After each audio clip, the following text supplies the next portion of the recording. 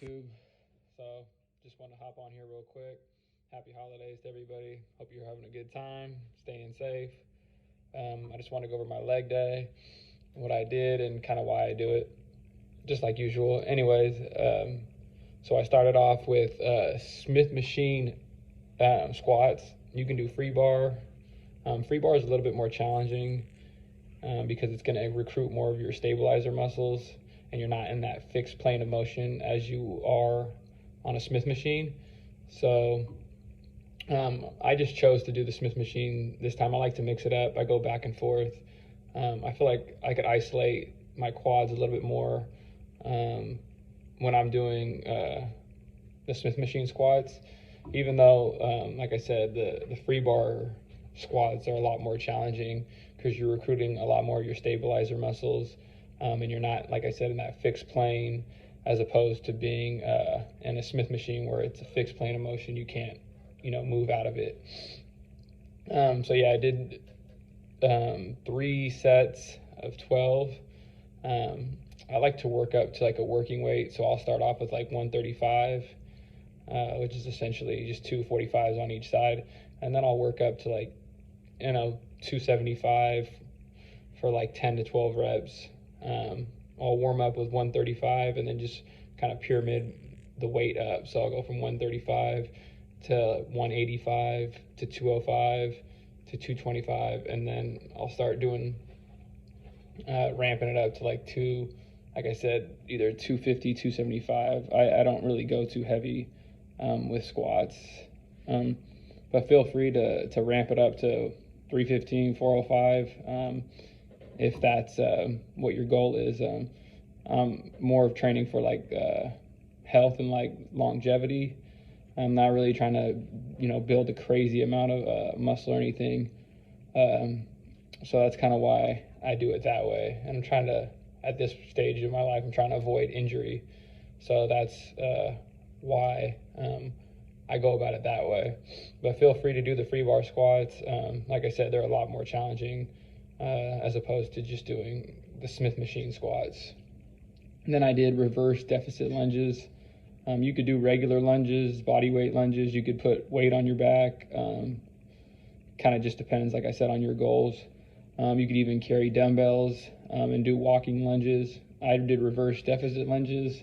I've done these in previous videos. Like I said, I just like it because it's more of a range of motion. I can get deeper in the lunge.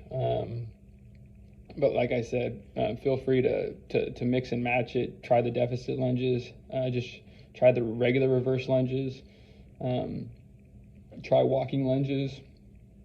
What I like to do, I don't have access to a leg press, but I like to do leg press and then superset it with walking lunges or weighted lunges as well. And I'll do like anywhere between 10 to 12 for each leg. That's a really great way to kind of to ramp up the intensity in your leg day. You can also do squats to lunges. Another reason why I started off with the squats, the Smith machine squats, or just squats in general, is because it's usually the hardest movement to do.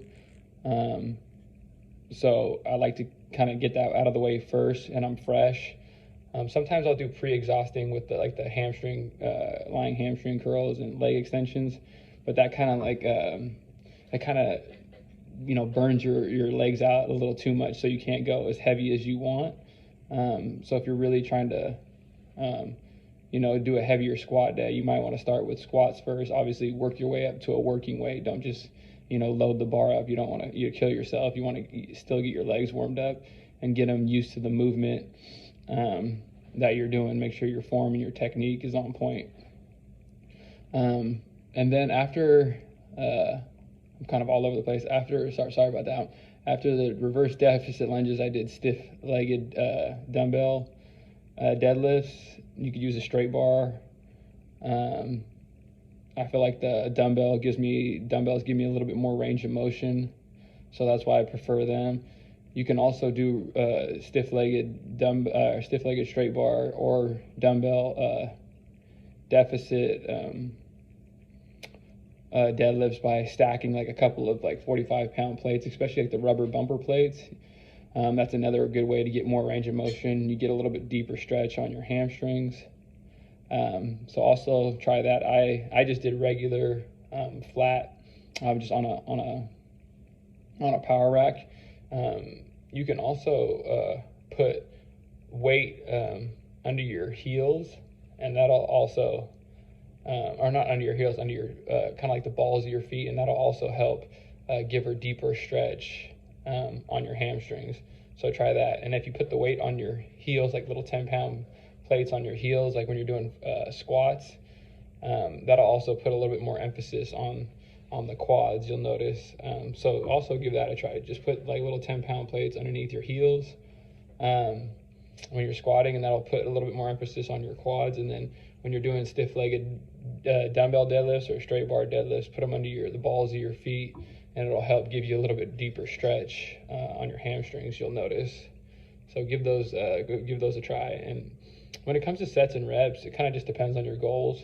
I usually do 3 to 4 sets, anywhere between 8 to 15 reps. You can do higher reps, you can do lower reps.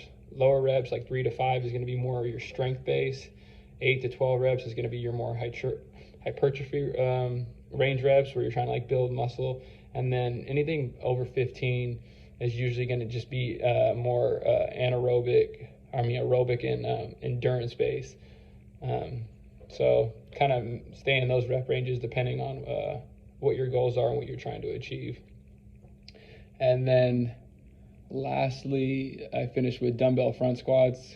Great way to build up the legs. Yeah, give them a shot, and let me know how you like the workout. All right, I'm out. Peace.